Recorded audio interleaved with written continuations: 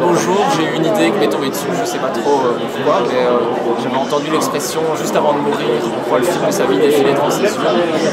Et partant de là, je me suis dit, tiens, imaginons que ce soit vrai, on voit vraiment le film de sa vie devant nos yeux quand on meurt, et imaginons qu'il y ait une technologie qui permette d'enregistrer ce fameux film. Ce serait pas mal. Et puis partant de là, j'ai encore rebondi en me disant imaginons que ce soit le FBI qui ait cette technologie qui s'en sert pour lutter contre le terrorisme. Donc voilà, petit à petit, je suis parti de cette idée-là. Donc Andrea Muti, en fait, je l'ai rencontré via un autre auteur italien qui s'appelle Matteo, avec lequel j'avais fait un album chez Dupuis.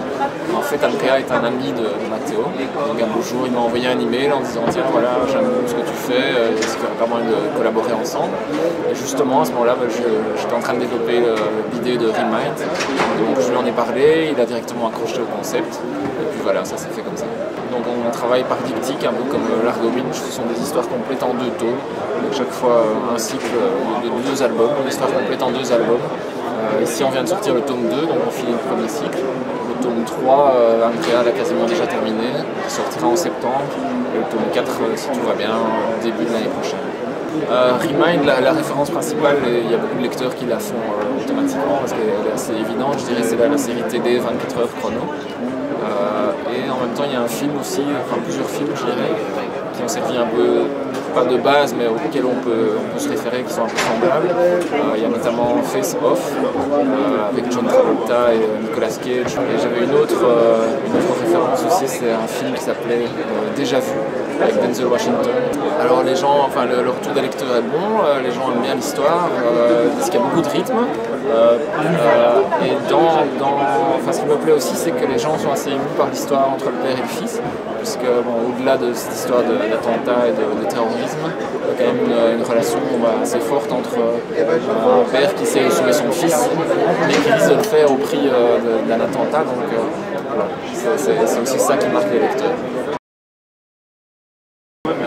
2011, mon plus beau projet, ce sera justement chez Dargaud avec le 13 Mystéries qui va sortir avec François Bouc au dessin sur le colonel Amos. Donc à l'heure où je vous parle, François Bouc a déjà fait 36 planches et elles sont vraiment magnifiques. Donc c'est un très grand artiste. Ça ce sera pour octobre-novembre, je pense, la sortie. On va avoir le tome 3 de Remind qui va sortir en septembre aussi. Et alors quelque chose de très différent, beaucoup plus intimiste chez Dupuis dans la collection Air Libre avec Fanny Montgermont, qui est l'auteur avec lequel j'avais fait quelques jours ensemble. Donc là on repart vers une histoire avec des personnages assez forts, c'est très différent de Remind. Alors le colonel Amos, il y a plusieurs choses qui m'ont attiré chez ces personnages.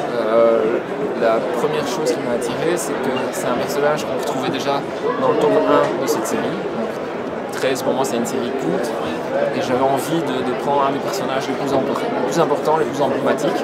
Et pour moi, donc, je voulais un personnage qu'on retrouve déjà dès le début de l'histoire. Ensuite, ça s'est focalisé sur le colonel Amos, parce que c'est un personnage qui est assez âgé, il a plus de 60 ans quand l'histoire commence. Et donc, forcément, comme il est assez âgé, il a un passé assez important et dont on sait finalement très peu de choses dans la série. Donc j'avais envie de pouvoir creuser ce passé. Et une troisième chose qui m'a beaucoup attiré chez le colonel Amos, c'est un personnage assez ambigu. Ambigu dans le sens où il lui manque un bras, il est petit, il a des lunettes, donc il a une apparence physique assez chétive, mais en même temps il est responsable du service antiterrorisme de l'FBI, donc il a beaucoup de pouvoir. Au début il pourchasse 13, donc c'est un peu un ennemi de 13 au début de la série, et puis il devient plutôt un allié. Donc voilà, c'était un personnage que je trouvais très ambigu et ça m'attire parce que qui dit ambiguïté dit richesse.